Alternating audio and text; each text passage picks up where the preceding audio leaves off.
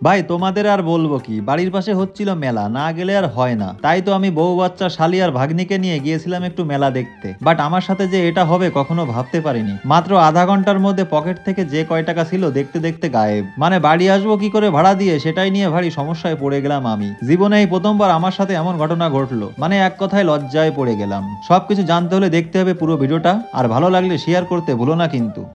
ঘড়ির কাঁটায় সময় তখন রাত প্রায় 8টা। তোমরা কম বেশি অনেকেই জানো, ঠিক আমাদের বাড়ির পাশে মানে গোপালনগরে প্রতি বছরের ন্যায় এবারও বিভূতি মেলা শুরু হয়েছে। বাট আমার শরীরটা একটু খারাপ হওয়াতে একদিনও বউ বাচ্চাকে নিয়ে যেতে পারিনি মেলাতে। তাই আজ একটু সময় করে সবাইকে নিয়ে চলে আসলাম মেলায়। মেলা জীবনে আমি অনেক দেখেছি ফ্রিতে, বাট এই মেলা ফ্রিতে দেখা যায় না, মানে টিকিট কাটতে হয়। জানি না কি আছে এই মেলায়, সাধারণ মানুষকে একটু ফ্রিতে দেখাতেও পারে না, সবই কপাল। যাই হোক, সর্বপ্রথম টিকিট কেটে একে একে সবাই ভিতরে প্রবেশ করলাম। আমার সাথে ছিল পূজা, আমার শালি, ভাগ্নি ও ইয়ারিনা। তখন সময় রাত প্রায় 8টা। মেলাতে বেশি একটা লোকজন দেখতে পাচ্ছি না, কেমন যেন আমার কাছে একটু ফাঁকা ফাঁকা লাগছে। আসলে টাকা দিয়ে ঢুকতে হচ্ছে তো, তাই বেশি একটা লোকজন হয়নি মনে হয়। যাই হোক, অত দেখে আমার লাভ নেই, একটু ঘুরে খেয়ে দিয়ে বাড়ি হাঁটা, এটাই আমার টার্গেট। একটুখানি সামনে যেতেই দেখি ভুবু করে কি যেন ঘুরছে। এত পরিমাণে লাইট যে বুঝে উঠতে পারছি না জিনিসটা কি। তারপর একটু ভাবনা চিন্তা করে দেখলাম এ তো নাগরদোলা। যাক বাবা, জীবনেও উঠবো না আমি এতে। মাঝে মাঝে সোশ্যাল মিডিয়ায় যা দেখি, কারো চুল বেঁধে মাথার খুলি উল্টে গেছে, কারোর বা হাত পা ভেঙে গিয়েছে। এমনিতেই আমার পা ভাঙা, দরকার নেই বাবা।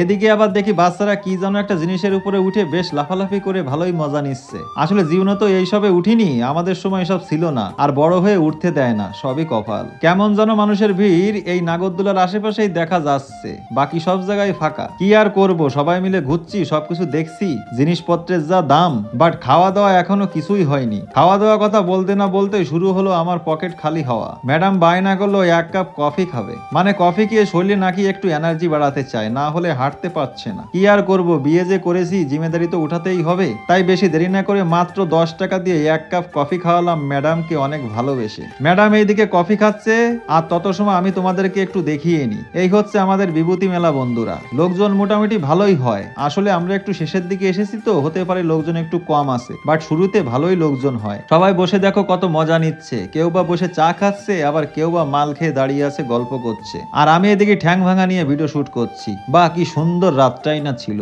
যাক, সোজা কফি খেয়ে ম্যাডাম আর আমার শালি ভাগ্নি সবাইকে নিয়ে চলে আসলাম মেদিনীপুরের স্পেশাল পাঁশকুড়ার চপের দোকানে। ভাই বলবো কি, চপটা যে এত সুন্দর, না খেলে তোমরা বুঝতে পারবে না। আগের বছর আমরা এই মেলায় এসে এই পাঁশকুড়ার চপ খেয়েছিলাম, ভালোই লেগেছিল। তাই তো এই বছরও আবারও অর্ডার করলাম। গরম গরম তেলে ভাজছে, আর পূজা এদিকে এক এক করে নিয়ে এসে সবার হাতে দিচ্ছে। চপ হাতে পেয়ে সবার মুখে দারুণ হাসি। যাক, সবার খুশিটাই আমার খুশি। তখন ঘড়ির কাঁটায় সময় রাত প্রায় 9টা। পূজা চপ হাতে নিয়ে আসছে, হঠাৎ পূজার এক জামাইবাবু ইয়ার্কি মারতে এসে নিজেই ইয়ার্কি হয়ে গেল।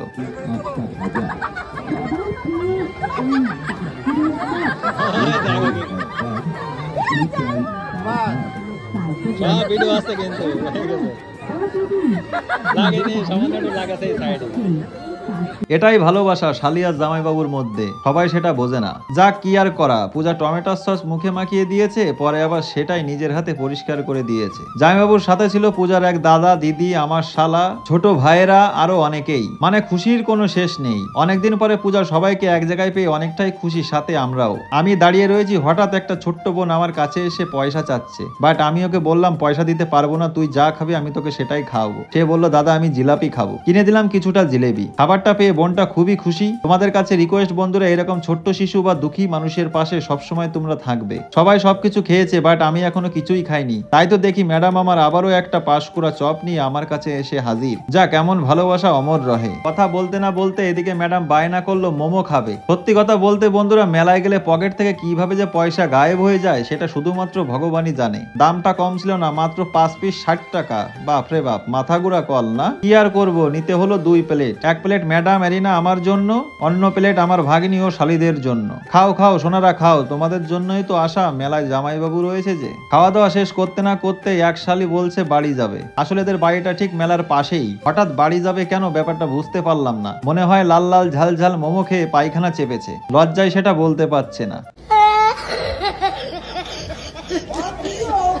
তোমরাও সেটাই ভাবছো জানি, আসলে এসব কিছুই না। ওর বাড়ি থেকে কল এসেছে, একটু এমার্জেন্সি আছে, তাই ওর বাড়ি যেতে হবে, তাছাড়া কিছুই না। একটু মজা করলাম, শালি বলে কথা। যাক, খাওয়া দাওয়া শেষ করে এখন বাড়ি যাওয়ার পথে। লোকজন কিন্তু মোটামুটি বেশ ভালোই আছে।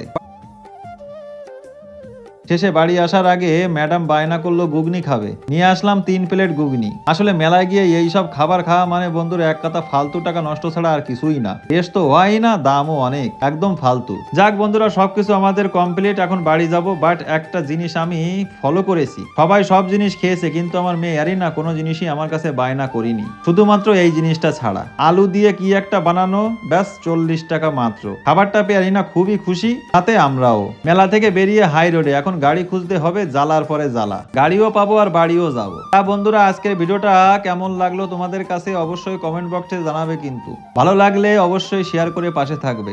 আজকের মতো বাই, খুবই তাড়াতাড়ি নতুন একটা ভিডিও নিয়ে তোমাদের মাঝে চলে আসবো। Love you guys.